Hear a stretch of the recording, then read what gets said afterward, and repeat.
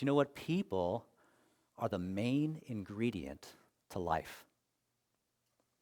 And what is life anyway without people?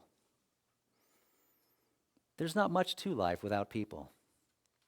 You know, I think of a movie I watched years ago. By the way, this is not an endorsement. I can't remember what all was in the movie. But Tom Hanks, The Castaway. The Castaway. And this is a story of a man who gets deserted on an island by himself. And I forget how long it was, but it was years. And you see what life was like for him by himself without anyone else. And he tends to go crazy and nutty, and along the way, he tries to develop a relationship with a volleyball. He's so desperate for human interaction. And you know what? I bet you that if you asked him if he could stay there by himself or just have one grouchy, inconsiderate, rude person to share life with on that island, without a doubt, he would choose that one person. People are the main ingredient of life. People are what life is all about. And God has designed groups of people that we will interact with and care for each other in a systematic way. The first group is what we call the family. Moms, husbands and wives, moms and dads, children, brothers, sisters, grandparents, aunts, uncles, cousins, nieces, and nephews all make up a family. Usually biological, not always. Sometimes adoption comes into play.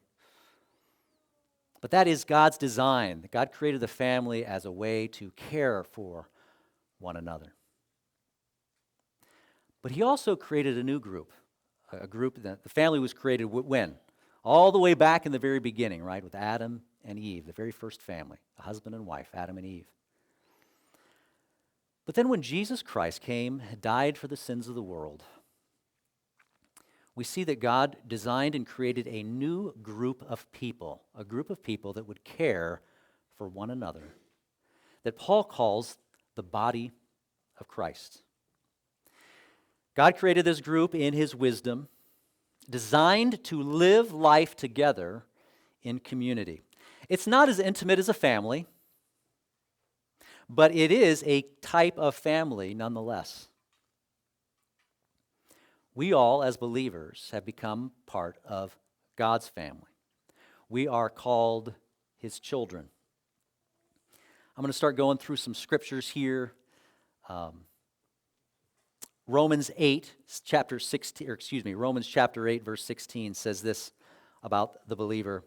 The Spirit himself bears witness with our spirit that we are children of God. And if children, then heirs of God and joint heirs with Christ, if indeed we suffer with him, that we may also be glorified with him. God calls us his children when we trust in Jesus Christ.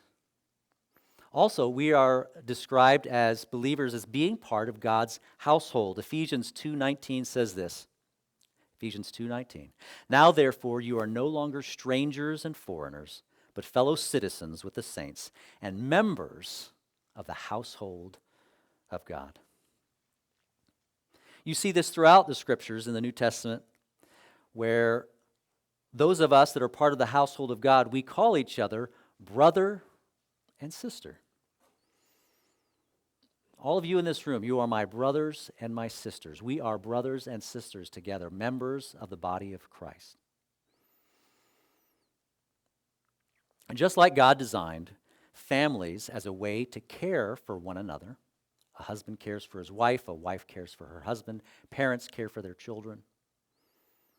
In the same way, God designed this body, this local body of believers, both, I guess, globally as well, but especially the local body, the local community of believers, to care for one another, to have the same purpose.